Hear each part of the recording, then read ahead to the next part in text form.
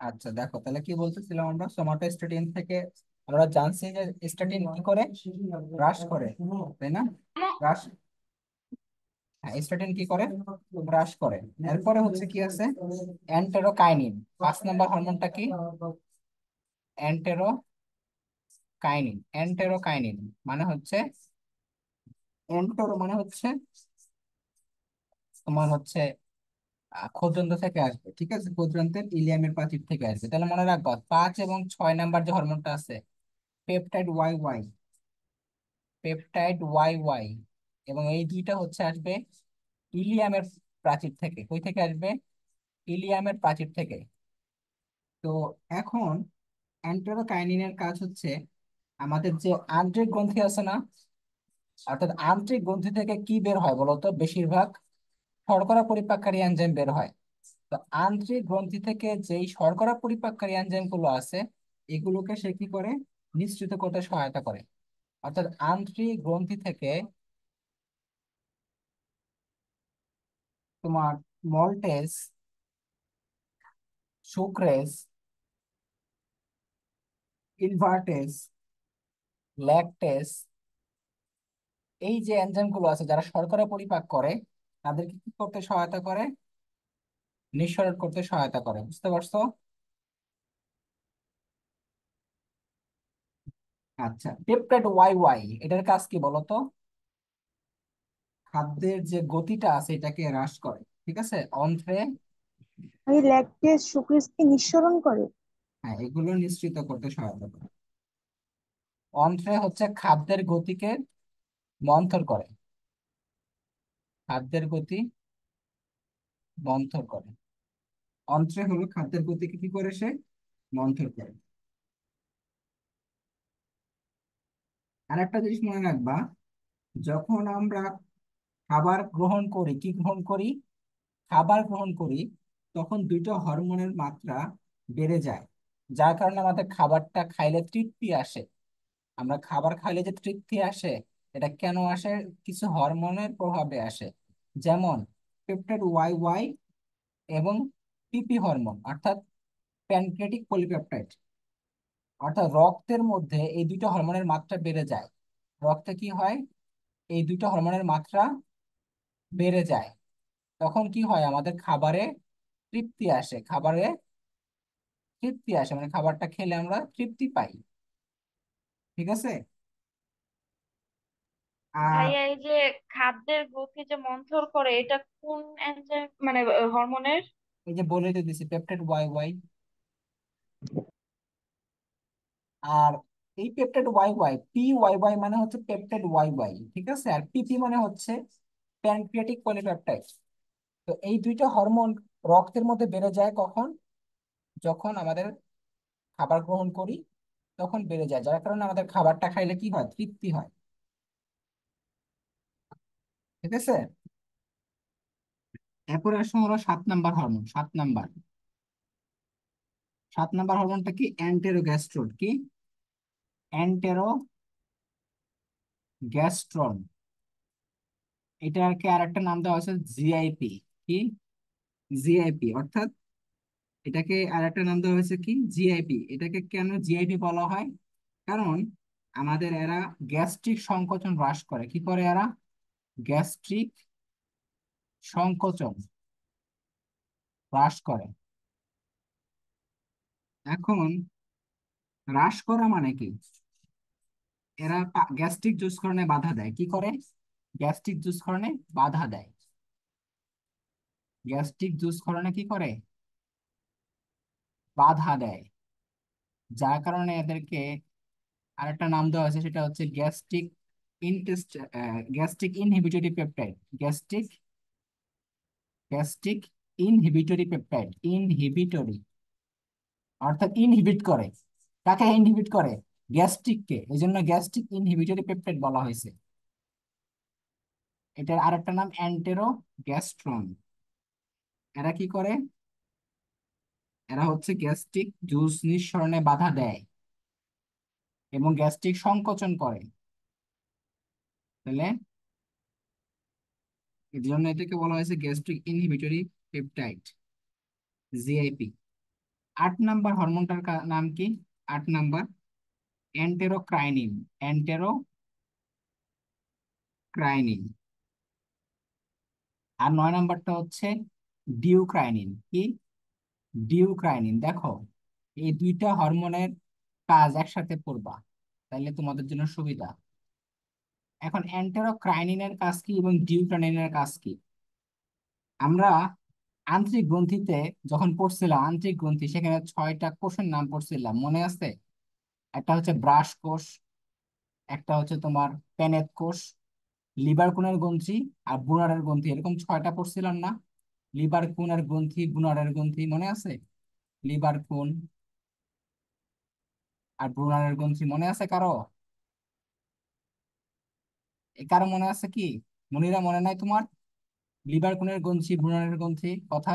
জি ভাই, নামগুলো মনে আছে। হ্যাঁ, এই লিবার কোণের গ্রন্থিটাকে উদ্দীপ্ত করে হচ্ছে এন্টেরোক্রাইনিন।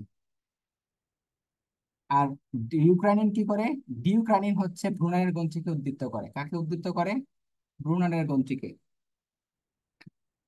তো এরা কই থাকে বলছিলাম আমি? আন্ত্রিক রসে থাকে। কই থাকে এরা?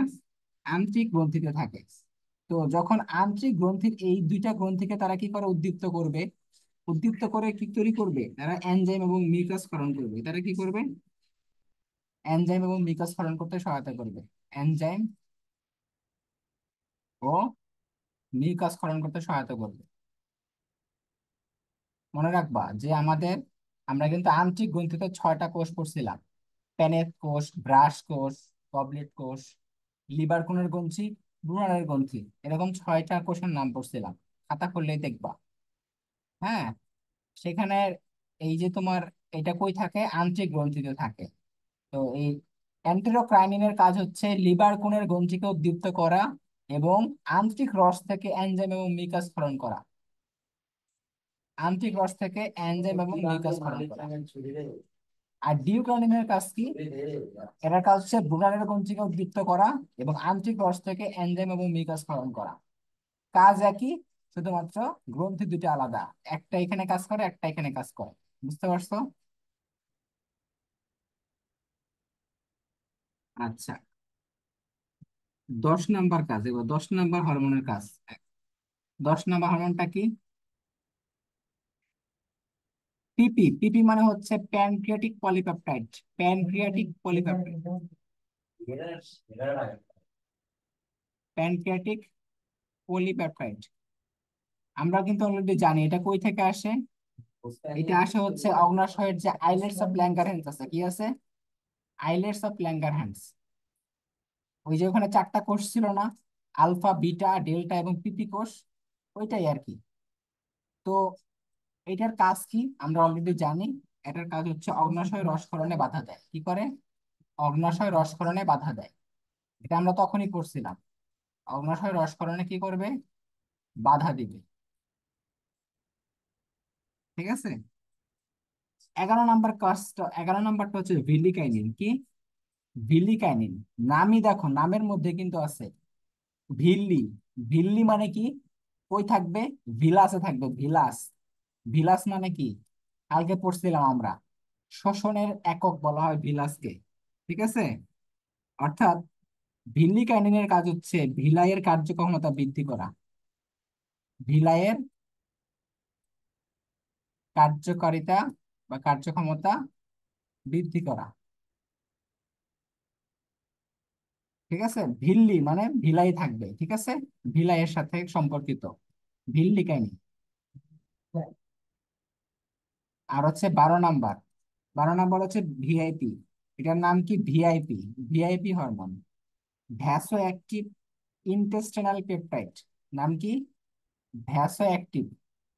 ভ্যাসো active intestinal intestinal peptide. Vasoactive intestinal peptide. এটার কাজ কি? গ্যাস্ট্রিক অ্যাসিড নিঃসরণকে বন্ধ করে। কি করে? গ্যাস্ট্রিক অ্যাসিড নিঃসরণকে বন্ধ করতে সহায়তা করে। গ্যাস্ট্রিক অ্যাসিড নিঃসরণকে বন্ধ করে। গ্যাস্ট্রিক অ্যাসিড নিঃসরণ বন্ধ করে। শেষ। এটাই হলো আমাদের কাজ। তাহলে 12টা হরমোন এখান থেকে যে পড়লাম, মনে রাখবা এই 12টা হরমোনের কাজ মুখস্থ রাখতে হবে এবং পরীক্ষায় হুবহু লিখতে হবে। ঠিক আছে? লিখতে হবে কিন্তু এগুলো সৃজনশীলে আসে, সৃজনশীলে কিন্তু অনেক আসে এটা। So be careful. এবার আসো স্থূলতা। স্থূলতা কি?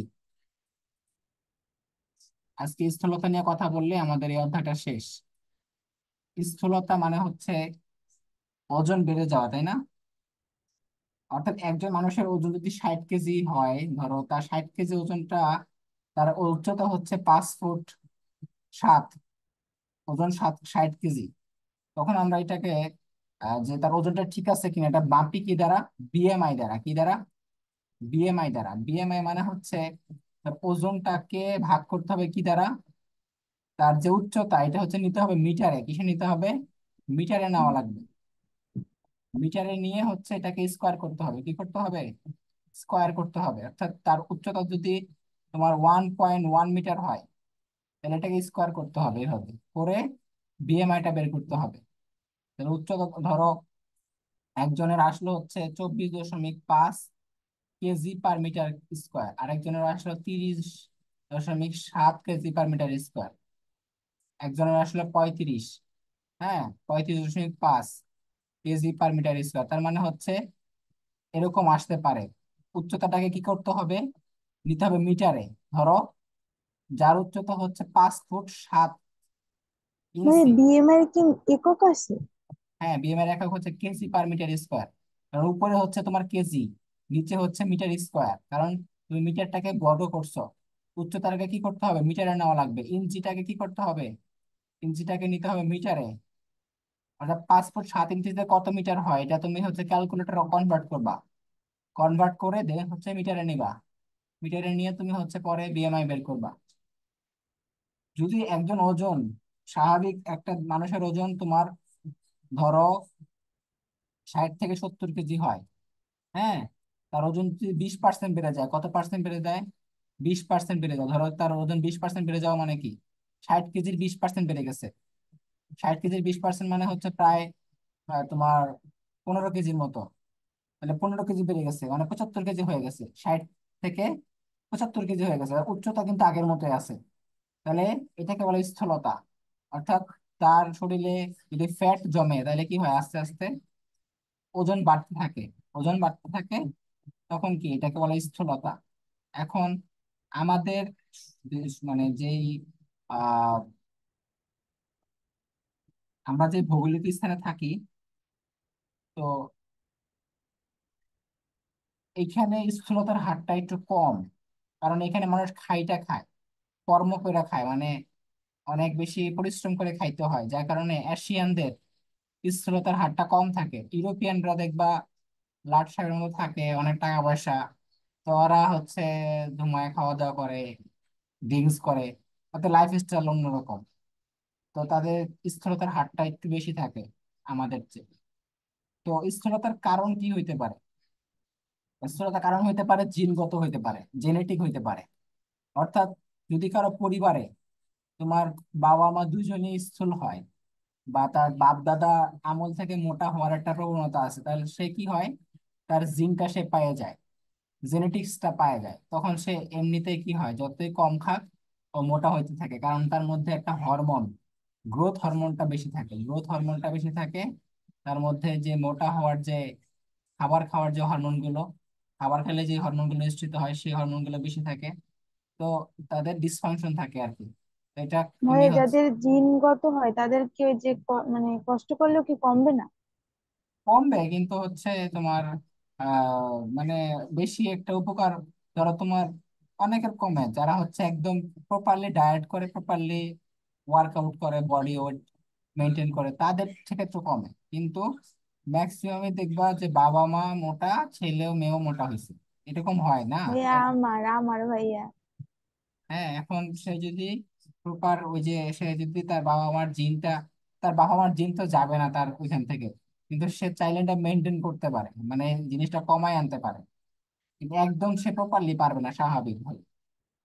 তারপর দেখো আরো কি হইতে পারে, জীবনযাত্রা, এটা খাবারের মান, তুমি হচ্ছে তেল জাতীয় খাবার, চর্বি জাতীয় খাবার বেশি খাইলে, হ্যাঁ, হাবি হাত, তুমি কি ভবিষ্যতে হইতে চাও মোটা? আচ্ছা, তারপরে হচ্ছে কর্মক্ষেত্র। ভাবি আমার কাছ থেকে কিছু নেও। পরে হচ্ছে গর্ভাবস্থা। গর্ভাবস্থা কি হয়, নারীরা এমনিতে হচ্ছে মোটা হয়, একটু স্থূল হয়, তোমরা জানো এটা। হ্যাঁ, তারপরে অসুখ হইলে, জীবন বিভিন্ন রকম অসুখ আছে, যেমন এই অসুখগুলো মনে রাখবা একটু দুই একটা। এই যে এই অসুখগুলো হইলে দ্রুত মোটা হয় মানুষ, একটা হচ্ছে কুশিং সিনড্রোম। Cushing syndrome. আর একটা হইতে পারে তোমার hyperthyroidism, hypothyroidism. Hypo, hypo মানে কি, আমি বলছিলাম হাইপো মানে হচ্ছে কমে যাওয়া, থাইরয়েডিজম মানে হচ্ছে থাইরোডিজম, থাইরয়েড হরমোন কমে গেছে। যদি থাইরয়েড হরমোনটা কমে যায় তাহলে কি হয় বলো তো? থাইরয়েড হরমোন কমে গেলে মানুষ মোটা হয়, এটা মনে রাখবা। থাইরয়েড হরমোন কমে গেলে মানুষ মোটা হয়।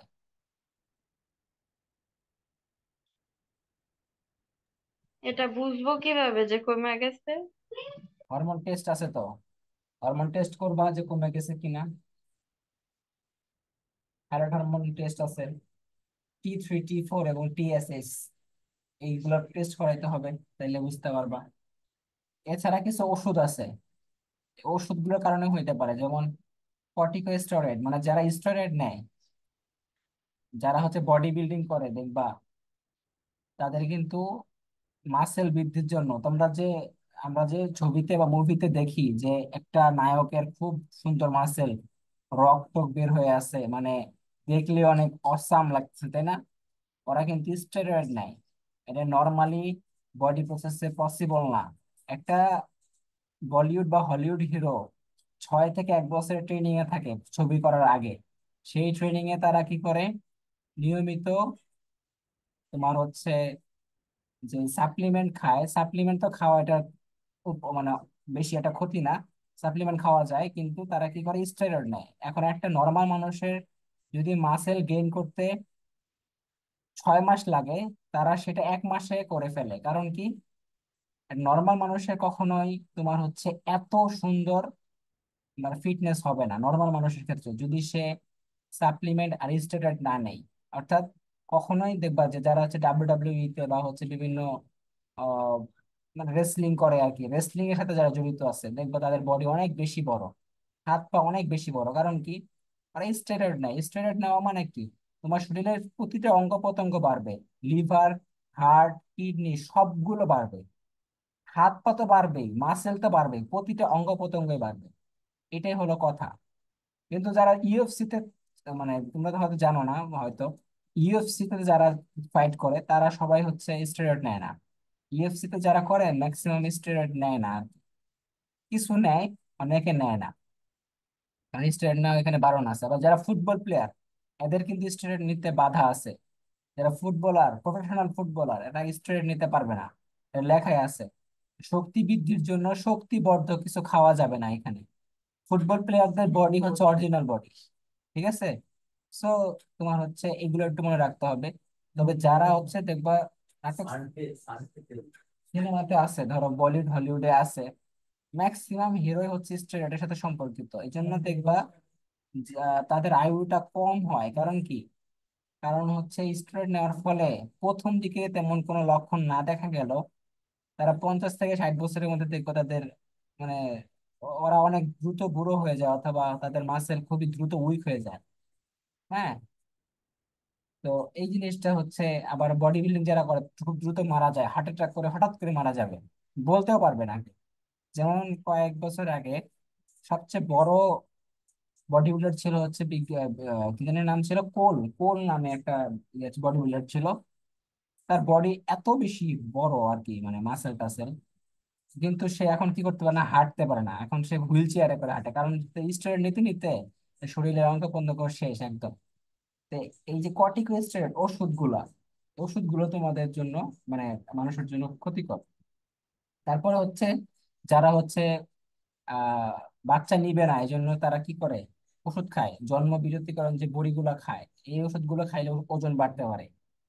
হ্যাঁ, এই ওষুধগুলো খাইলে ওজন বাড়তে পারে, ইনসুলিন নিলে হচ্ছে ওজন বাড়তে পারে। ঠিক আছে, এইসব করলে হচ্ছে ওজন বাড়তে পারে। ঠিক আছে, তো আমাদের এইসব থেকে বাঁচার জন্য কি করতে হবে? নিয়মিত ব্যায়াম করতে হবে, স্বাস্থ্যসম্মত খাবার খাইতে হবে। চিকিৎসা করা যেতে পারে, বিভিন্ন তোমার কি আছে, চিকিৎসা আছে, যেমন হচ্ছে এটাকে বলে বেরিয়াট্রিক সার্জারি। এই যে মনে রাখবা এটা, বেরিয়াট্রিক সার্জারি অর্থাৎ আমরা যে জিনিসটা নিয়ে কথা বলতেছি, স্থূলতা, এই স্থূলতার জিনিসটা হচ্ছে বেরিয়াট্রিক্স বিভাগে আলোচনা করা হয়। ঠিক আছে, বেরিয়াট্রিক সার্জারি করলে তোমার কি করে, ফ্যাট গুলোকে কেটে কেটে ফেলে দেয়, বুঝছো? ফ্যাট থেকে ফ্যাট গুলোকে কেটে কেটে ফেলে দেয়। এটা হচ্ছে সার্জারি একটা আছে, এটা অনেক ব্যয়বহুল। 50 লাখ থেকে 1 কোটি টাকা লাগতে পারে প্রথম প্রথমবারে। আর যারা আরো বেশি করে, 2-3 বার সার্জারি করে, ওদেরকে 2-3 কোটি টাকা খরচ হয়ে যায় প্রায়। আর ওষুধগুলো হচ্ছে অনেক বেশি। বাংলাদেশে যদিও তেমন এরকম নাই, এটা ইউরোপ কান্ট্রিতে বেশি করে, ইন্ডিয়াতেও আছে, ইউরোপ কান্ট্রিতে বেশি আর কি। আরেকটা জিনিস ভাই, মনে এই রাখবো, টাকাগুলো কি ডাক্তাররা নিয়ে নেয়? ডাক্তার করবে তো ডাক্তাররাই নিবে, স্বাভাবিক। আচ্ছা, আরেকটা জিনিস মনে রাখবা, এই যে এই হরমোনটা, জিআই হরমোন, এটা অবজেক্টিভে আসবে। এটাকে বলা হয় gastro intestinal hormone. Gastro intestinal, sorry, gastro intestinal hormone. এই হরমোনটা হচ্ছে স্থূলতা দ্রুত হ্রাস করে। স্থূলতা কি করে, দ্রুত হ্রাস করে। এই জন্য এটাকে বলা হয় ম্যাজিক বুলেট। কি করা হয়েছে এটাকে, ম্যাজিক বুলেট রূপে কাজ করে, ম্যাজিক বুলেট। তবে স্থূলতা তুমি একটা জিনিস খেয়াল রাখবা, ধরো কার ওজন দেখবা যে 2-3 মাসের মধ্যে 20-25 কেজি কমে গেছে, ও খাওয়া দাওয়া একদম ছেড়ে দিছে, ব্যায়াম করে শুধু, শুধুমাত্র খালি ডায়েটে থাকে। এরা এমন ক্ষতি করছে নিজের, অলরেডি মনে করো তার পাকস্থলী, কিডনি, লিভার অলরেডি অর্ধেক ড্যামেজ হয়ে গেছে, বুঝছো? কারণ কি, আমি একটা জিনিস তোমার বুঝাই। ধরো তোমার ব্রেন এই কথাটা জানে, সবকিছু তো ব্রেন থেকে আসে সিগন্যাল। ঠিক আছে, ব্রেন ছাড়া তো কেউ সিগন্যাল দিতে পারবে না। ধরো একটা মানুষের ব্রেন জানে যে ও হচ্ছে প্রতিদিন 200 গ্রাম ভাত খায় দুপুরবেলা, রাত্রে বেলা খায় হচ্ছে 200 গ্রাম ভাত বা 150 গ্রাম ভাত, আর সাথে তো মাছ মাংস শাকসবজি আছে। এখন একটা মানুষ যদি, ব্রেন তার এই কাজটা প্রতিনিয়ত করে এবং সে সিগন্যাল পাঠায় পাকস্থলীতে, লিভারে, যে এই এই কাজগুলো করতে হবে, প্রতিনিয়ত সে সিগন্যাল পাঠাবে। হঠাৎ করে যদি সে এই 3-4 দিনের মধ্যে খাওয়া দাওয়া, রাত্রে খাওয়া বাদ দিয়ে দিল, অথবা হচ্ছে সকালে খাওয়া বাদ দিয়ে দিল, অথবা দুপুরে খাওয়া একদম কমাই দিল, 3 বেলার মধ্যে এখন সে 2 বেলা বা 1 বেলা খায়, তখন তার ব্রেন করবে যে কিরে, খাবার তো আসতেছে না, আগে তো খাবারের কাজ ছিল আমার লিভারে, আমি এই কাজটা পাঠাইছি, এই কাজটা সে করছে, সাথে সাথে তার মানে যার অ্যাবজর্পশন, ডাইজেশন করছে, এখন তো খাবার আসতেছে না। তাহলে ব্রেন প্রথমে করবে যে তাহলে যে কোনো একটা ডিসফাংশন হয়েছে, তখন লিভারের সে সংকেত পাঠাবে যে লিভার তুমি এটা কিছু করো। তার মানে লিভার তখন কি করবে, তার যে মানে জমাট বাঁধানো যে গ্লাইকোজেন ছিল, সেগুলো সে ভাঙা শুরু করবে। গ্লুকোনিওজেনেসিস প্রক্রিয়া, সে অ্যামাইনো অ্যাসিড গুলোকে ভাঙবে। যে প্রোটিনটা খাইতেছে, প্রোটিনটা তোমার শরীরে কাজেই লাগতেছে না, কারণ সে এটা দিয়ে গ্লুকোজ বানাইতেছে, মানে গ্লুকোনিওজেনেসিস প্রক্রিয়া করতেছে। তার মানে সে তার আসল যে কাজগুলো সে সেটা করতে পারতেছে না, কারণ তুমি হচ্ছে তার ডিসফাংশন করে দিচ্ছ দিন দিন। কারণ ব্রেন একটা নির্দিষ্ট ফাংশনে চলে, নির্দিষ্ট মেকানিজমে চলে।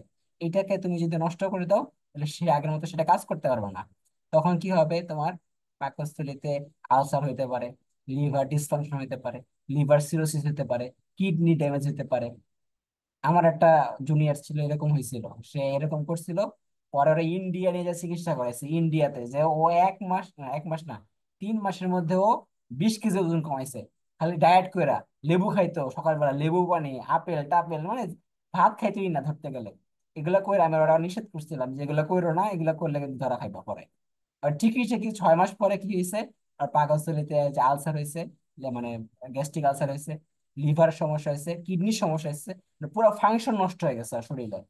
পরে দ্রুত সে এই হ্যাবিটটা চেঞ্জ করে দেন হচ্ছে ইয়াতে ইন্ডিয়া নিয়ে যায়, 3 মাসের মতো চিকিৎসা করায়া লাখ লাখ টাকা খরচ করে পরে আবার ওই মোটামুটি সুস্থ করে এখন মোটামুটি আছে। তোমাদের আরসিবিসি তে পড়ে, নাম বলবো না, তোমাদের সিনিয়র, 23 ব্যাচের। ঠিক আছে। তো এরকম হয় আর কি, বুঝছো? তো এগুলো একটু মনে রাখবা যে সবকিছু পরিমিত ভাবে করতে হবে, আস্তে আস্তে নিতে হবে, হুট করে কিছু করা যাবে না। সবসময় আস্তে আস্তে একটা জিনিস করতে হবে। মানে তোমার যদি মনে রাখবা, তুমি যদি দ্রুত কিছু আর্ন করো, খুব দ্রুত সেটা নষ্ট হবে, ব্রেকডাউন হয়ে যাবে। তুমি যদি দ্রুত আর্ন না করে ধীরে ধীরে আর্ন করো, কষ্ট করে আর্ন করো, দেখবা তোমার এটা টিকে যাবে। এটাই জিনিস, এটাই হলো ন্যাচারালি যেটা হয়। সবসময় এক্সেপশন চিন্তা করবো না। এক্সেপশন তো এক্সেপশন আলাদা, এই হাজারে একটা লাখে একটা, এটা বাদ, ওই হিসাব বাদ। নর্মাল মানুষের কিন্তু চিন্তা করো। তারপর দেখো, এটার কারণে যদি হৃদরোগ মানে তোমার কি হয়, স্থূলতা বেড়ে যায় বেশি, তাহলে কি কি রোগ হইতে পারে, কি কি রোগ হতে পারে? একটা হচ্ছে তোমার হৃদরোগ হবে, হার্ট অ্যাটাক হইতে পারে, হার্ট ফেলিওর হইতে পারে, ব্লাড প্রেশার হাই হয়ে যাবে, উচ্চ রক্তচাপ হবে। হ্যাঁ, হার্ট অ্যাটাক, হার্ট ফেলিওর, উচ্চ রক্তচাপ। তারপর তোমার এই যে টাইপ 2, এটা একটু মনে রাখবা, টাইপ 2 ডায়াবেটিস মেলাইটাস, এটা হবে। এটা টাইপ 1 না, কিন্তু টাইপ 1 এর হিসাব আলাদা। ডায়াবেটিস কিন্তু অনেক ধরনের আছে, টাইপ 1 আছে, টাইপ 2 আছে, আর অনেক ধরনের আছে, ঠিক আছে? তো টাইপ 2টা হবে যদি স্থূলতা হয়। স্ট্রোক হইতে পারে, কারণ কেন হয় আসলে আমাদের এটা জানতে হবে না কেন হয়। তোমার যদি ওজন বেড়ে যায় তাহলে তোমার শরীরে কি হবে? ফ্যাট জমবে। ফ্যাট মানে কি? কোলেস্টেরল জমতে থাকবে। কোলেস্টেরল যদি আমাদের টিস্যুতে এবং আর্টারি ভেসেলে চলে যায়, তখন আগের মতো কি ব্লাড সাপ্লাই দিতে পারবে? তো স্ট্রোক আর হার্ট ফেলিওর, হার্ট অ্যাটাক কেন হয়? যদি তোমার ভেসেল ওয়াল গুলো এবং টিস্যু গুলো কি করতে পারে না, ঠিক মতো ব্লাড সাপ্লাই করতে না পারে, তখন সেই ভেসেল এবং টিস্যু গুলো কি পাবে না, সঠিক পরিমাণ অক্সিজেন পাবে না। অক্সিজেন না পাইলে কি হয়ে যাবে? আর্টারি ব্লক হয়ে যাবে। ব্লাড না পাইলে আর্টারি ব্লক হয়ে যাবে, কারণ তো কোলেস্ট্রল জমে গেছে এখানে, ব্লাড ঠিক মতো যেতে পারতেছে না। তখন কি হয়, সেটা ব্লক হয়ে যায়, হার্ট অ্যাটাক হয়, হার্ট ফেলিওর হয়, স্ট্রোক হয়। যদি ব্রেনে হয় তাহলে স্ট্রোক, আর হার্টে হইলে হার্ট অ্যাটাক। ঠিক আছে? হৃদপিণ্ডে হলে হার্ট অ্যাটাক, হার্ট ফেলিওর। আর যদি ব্রেনে হয় তাহলে স্ট্রোক। তখন তোমার এই যে এইগুলো হবে। বুঝতে পারছো? আচ্ছা, এবার আসা হচ্ছে বিএমআই এর যে মানগুলো আছে এগুলো মনে রাখবা, যে বিএমআই এর মান যদি 18, <18.5 হয় kg/m², তাহলে হচ্ছে ওজন কম। ওজন কম। যদি হচ্ছে তোমার 18.5 থেকে 24.9 হয়, 24.9, তাহলে হচ্ছে তোমার স্বাভাবিক ওজন, স্বাভাবিক। যদি 25 থেকে 29.9 হয়, তাহলে সেটা হচ্ছে অতিরিক্ত ওজন। কি ওজন? অতিরিক্ত ওজন। যদি 30 থেকে 34.9 হয়, তাহলে এটা হচ্ছে স্থূলতার প্রথম স্তর, স্থূলতার প্রথম স্তর। যদি তার বেশি হয়, তোমার 35 থেকে 39.9 হয়, তাহলে হচ্ছে দ্বিতীয় স্তর। আর যদি 40-এর বেশি হয়, 40-এর বেশি হয়, তাহলে হবে হচ্ছে তৃতীয় স্তর বা ঝুঁকিপূর্ণ। ঝুঁকিপূর্ণ বলতে সে ঝুঁকির মধ্যে আছে, ওজন কমাইতে হবে, তাকে খুব দ্রুত ওজন কমাইতে হবে। হ্যাঁ, এই চারটা মনে রাখতে হবে, সবসময় মনে রাখতে হবে। এই চারটা সবসময় মনে রাখতে হবে, চারটা।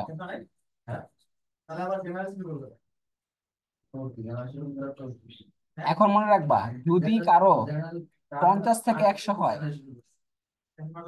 50 থেকে 100, তোমরা কি দেখছো এরকম মানুষ? ডিসকভারিতে দেখছো না তোমরা, যে অনেক মোটা মানুষ? কেউ দেখছো ছোটবেলায়? আমি নেটে দেখছি। দেখবা যে অনেক মোটা, মানে নড়তেই পারে না, এটার অবস্থা এত খারাপ যে হচ্ছে ও শুধুমাত্র শুয়ে থাকে। মানে এটা মেয়েদের বেশি হয় দেখছি আমি, মেয়েদের ক্ষেত্রে দেখছি বেশি, ছেলেদের ক্ষেত্রে দেখছি না, মেয়েদের ক্ষেত্রে বেশি হয় এটা। হ্যাঁ, এত মোটা যে হচ্ছে সে, তার হচ্ছে তো জামা কাপড় তো তার ফিট হবেই না স্বাভাবিকভাবে, আর সে কখনো নড়াচড়া করতে পারে না, ওখানেই হচ্ছে জীবন।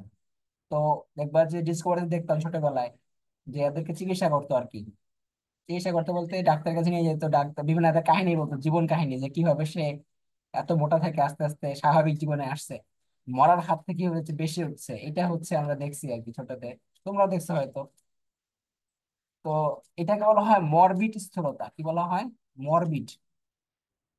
মরবিড মানে হচ্ছে বিভৎস, বিভৎস, বিভৎস স্থূলতা।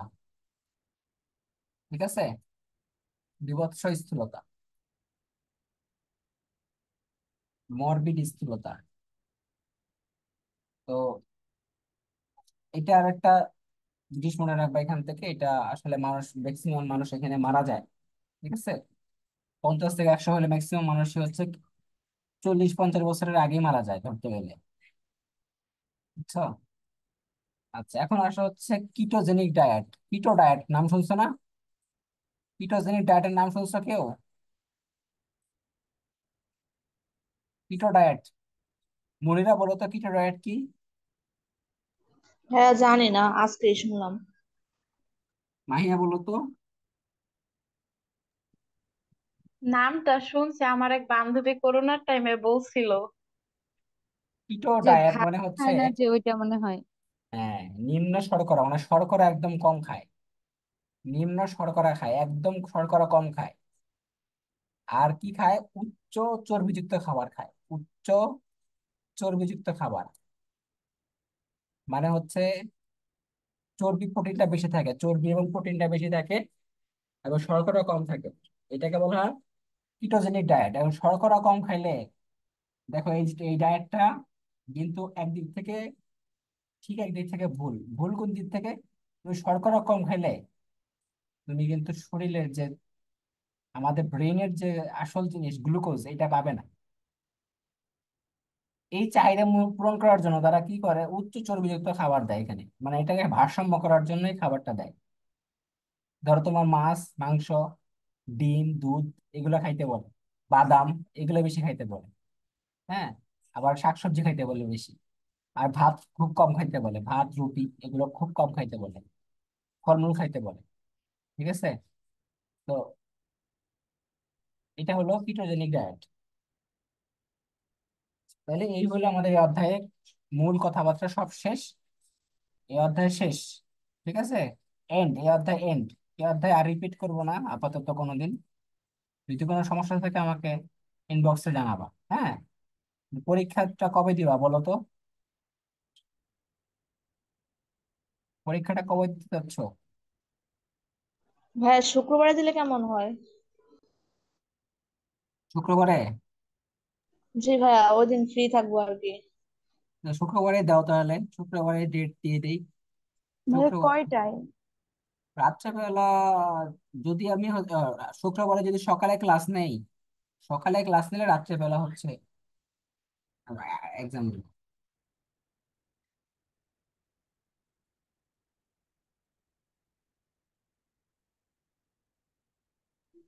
ভাইয়া রাতেই নিয়েন, রাতেই ফ্রি থাকা হয়, দিনের বেলা তো সবাই ওই মানে। তো দিনের বেলা হচ্ছে ক্লাস নিব, আর রাত্রের বেলা হচ্ছে এক্সাম নিব। এখন হচ্ছে তোমাদের যেদিন হচ্ছে ভর্তি, যার যেদিন ভর্তি আমাকে জানাবা। যদি তোমাদের অবশ্য বাসা টাসা দেখা লাগতে পারে। সুপ্রিয়া, কি তুমি কি মোবাইল নিবা না একদম ডিসিশন নিয়ে নিছো? ভাইয়া আম্মুই তো দেয় না, আমি কি করব? তোমার আম্মুর সাথে আমি কথা বলবো, সমস্যা নাই। আর একটা জিনিস মনে রাখবা, আমি একটা কথা বলি, মানে রিয়েলিটির কথা বলি। এখানে পড়ো আর যেখানে পড়ো আমার আপত্তি নেই, তুমি এখানে বাদ দিতে পারো, না পড়তে পারো, সমস্যা নেই। তবে তোমার যারা ব্যাচমেট থাকবে, যারা অনলাইনের সাথে, অনলাইনে তো শুধু ফেসবুক চালানো জিনিসটা না, ফেসবুক আর ইনস্টাগ্রাম চালা এটা তো না। বর্তমানে ম্যাক্সিমাম তোমার হচ্ছে সবকিছু হচ্ছে অনলাইন সিস্টেম হয়ে গেছে। তুমি এসিএস দেখো, বন্দি বাচ্চারা দেখো, উদ্ভাসন মেট দেখো, সবই অনলাইনে নিয়ে আসছে। অফলাইনে কিন্তু খুব কম মানুষ এখন প্রাইভেট পড়তে চায়, কারণ কি? অফলাইনে যাওয়া আসা একটা ঝামেলা। হ্যাঁ, অনলাইনে, অফলাইনে যাওয়া আসা একটা ঝামেলা। আবার হচ্ছে ঢাকার দিকে জ্যাম ট্যাম থাকে। আবার হচ্ছে তোমার আর আরো কি আছে, তোমার ওই যে টাকা পয়সা খরচ হয় আরো বেশি। অফলাইন থেকে মানুষ এখন অনলাইনে চলে আসছে, এখন অনলাইনে কি করতেছে, একই টিচার হাজার হাজার স্টুডেন্টকে পড়াইতেছে। এটা এসিএস এ দেখো বা বন্দি পাঠশালা দেখো, দেখো লাখ লাখ স্টুডেন্ট ক্লাস করতেছে তাদের সবাই। তো তুমি যদি এদের থেকে না শিখতে পারো, ভালো ভালো যারা টিচার আছে আমাদের চেয়ে, বুয়েটের যারা টিচার আছে, তাদের কাছ থেকে যদি ম্যাথ ফিজিক্স আইসিটি এগুলো যদি না শিখতে পারো, তাহলে তুমি আসলে নিজে পিছিয়ে যাবা। অ্যাডমিশনের ক্ষেত্রে তোমার এটা লাগবেই, এই জিনিসগুলো। বুঝতে পারছো? তোমার আম্মু বুঝে না, আম্মুরে বুঝাইতে হবে। আম্মুরে বুঝাইতে হবে যে ভাইয়া কথা বলবে। তুমি আন্টিরে বললো আমার সাথে কথা বলতে, সমস্যা না। আমি ফোন দিব নি, তোমার আম্মুর নাম্বার দিও আমার ইনবক্সে। কারণ এই একটা জিনিস হচ্ছে কি, মানে মানুষ, মানে এটা হচ্ছে মানুষ মনে করে বা বাবা মারা মনে করে যে ছেলে মেয়ে ঢাকা যাচ্ছে তার মানে সে মোবাইল দিলে, মোবাইল দিলে মানুষ নষ্ট হয়। যদি তার খারাপ হওয়ার থাকে সে এমনিতে হবে, আর যদি না হওয়ার থাকে সে এমনিতে হবে না।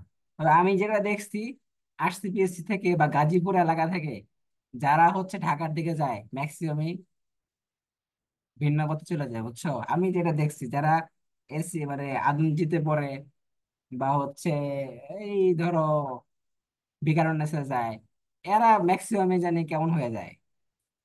তারপর হচ্ছে যে শহীদ স্মৃতি নাকি একটা গার্লস কলেজ আছে, সুবিধা আনোয়ার। শহীদ শহীদ আনোয়ার, মানে ম্যাক্সিমাম এরকম হয়ে যায়। খুব কম স্টুডেন্ট দেখছি যে মানে, মানে কি হয়ে যায় বুঝতেছো তো, খুব বেশি ওয়েস্টার্ন হয়ে যায়। হ্যাঁ, মেয়েদের ক্ষেত্রে আর কি জিনিসটা হয় বেশি, খুব বেশি ওয়েস্টার্ন হতে চায়। কারণ ঢাকার মেয়েরা তো একটু ওয়েস্টার্ন থাকে, সব আমরা জানো এটা। যদিও তোমরা বেশি অনেক ওয়েস্টার্ন, বাট ওখানে মেয়েরা তো আরো বেশি ওয়েস্টার্ন। তো ওদের সাথে মিশতে মিশতে ওরা তো ধরো ওরকম হয়ে যায়। আমি আমার ফ্রেন্ডদের দেখছি, আমার ফ্রেন্ডরা নিজের চোখে দেখছি ভাই, ওদের সাথে আমি ফ্রেন্ডও নাই, ওদের সাথে আমি ফ্রেন্ড লিস্টেও নাই। ওরা ফ্রেন্ড আমার রিকোয়েস্ট দিছিল, তাও আমি অ্যাকসেপ্ট করিনি। মানে চান্স পাওয়ার পরে আমার রিকোয়েস্ট দিছিল, তাও আমি হচ্ছে রিকোয়েস্ট ইয়ে করিনি। মানে এদের অবস্থা, এরা আবার আমাদের স্কুলে থাকতে আবার টপার ছিল, কিন্তু মানে ওখানে যাওয়ার পরে টপার বলতে 1 থেকে 10-এর মধ্যে ছিল। ওখানে ওই দিকে যাওয়ার পরে আর কি তেমন পড়াশোনা করে নাই বা ওরকম ভাবে পড়াশোনা করে নাই, এই ভুগিচুগি করছে, ঘুরে বেড়াইছে পোলাপানের সাথে। বুঝো নাই? না, এগুলা বলে তো ভয় দেখাইতেছেন। ভয় না, রিয়েলিটি মানতে হবে। তুমি হচ্ছে যদি নিজেরে, ভাই তোমার, তোমার লাইফ তোমার কাছে, তুমি হচ্ছে কি করবা না করবা এটা আলটিমেটলি তোমার উপর ডিপেন্ডেন্ট। কিন্তু ম্যাক্সিমাম কথা বলছি, হলিক্রসের কথা আলাদা। হলিক্রসের মেয়েরা অনেক চালাক ভাই, ওরা লাইফ নিয়ে অনেক বেশি কনসার্ন থাকে অন্য কলেজের তুলনায়। কারণ ওদের টিচাররাই এরকম, ওদের প্রথম ক্লাসে ওরা শিখাই দিবে যে কি কি করা লাগবে, ওদের টিচাররাই এরকম। বুঝছো? যারা যে ওদের এখানে টিচাররা থাকে, সিস্টার বলে না কি বলে, হ্যাঁ, টিচাররা ওদেরকে এমন হিন্টস দিবে ওরা বুঝে যাবে। তাও অনেক আছে যারা একদমই এরকম দেখবো হলে ক্লাসে তোমার যে আশেপাশে ফ্রেন্ড আছে দেখবো অনেক ওয়েস্টার্ন, ঢাকায় পর থাকে, পশ পশ জায়গায় থাকে। তো ওইসব জায়গায় থাকলে কি তোমার মতো হিজাব করে ঘুরবে? ওরা তো ওইরকম করে ঘুরবে। বুঝো নাই? তো এই একটা জিনিস হচ্ছে, ওরকম পরিবেশের সাথে মিশে গেলে এটা তুমি এখান থেকে নিজের মানে সাবধানে রাখবা যে আমি খারাপ মেয়েদের সাথে থাকবো না। ওরা ওদের কাজ কি, ওদের কাজ হচ্ছে পড়াশোনা কম করবে, মানে আদার্স অ্যাক্টিভিটিস বেশি বেশি করবে। দেখবা যে ইনস্টাগ্রাম ফেসবুক এইসব ইনফ্লুয়েন্সার হয়ে আছে পোলাপানের কাছে, মানে খুব ফেমাস। তারপর তোমার হচ্ছে এই এই পোলাপান নিয়ে আড্ডা মারা, ছেলে মেয়ে একসাথে মিলামিশি করে, এগুলোই তারা করে আলটিমেটলি। সত্যি কথা যেটা।